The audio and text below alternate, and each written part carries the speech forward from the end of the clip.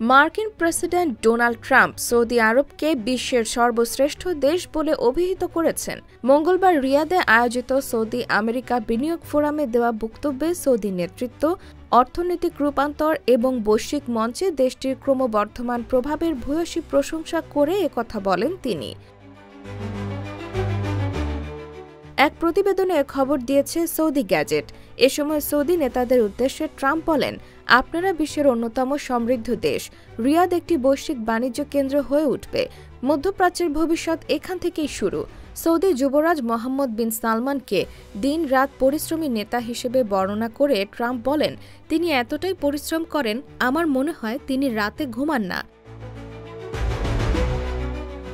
একই সঙ্গে Trump Saudi বাদশাহ সালমান ও যুবরাজ মোহাম্মদের নেতৃত্বে মধ্যপ্রাচ্যে যে গভীর ও যুগান্তকারী পরিবর্তন এসেছে তাও উল্লেখ করেন।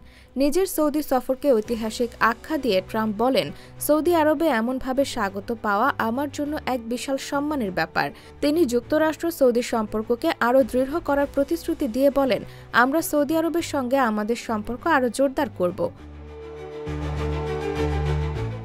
এরপর ইউক্রেন ইস্যুতে আলোচনার পথ উন্মুক্ত করতে গঠনমূলক ভূমিকা রাখার জন্য সৌদি আরবকে ধন্যবাদ জানান ট্রাম্প।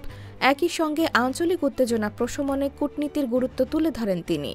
ইরান প্রসঙ্গে ট্রাম্প বলেন, আমি ইরানের সঙ্গে একটি চুক্তি করতে চাই যাতে বিশ্বকে আরও নিরাপদ করা যায়।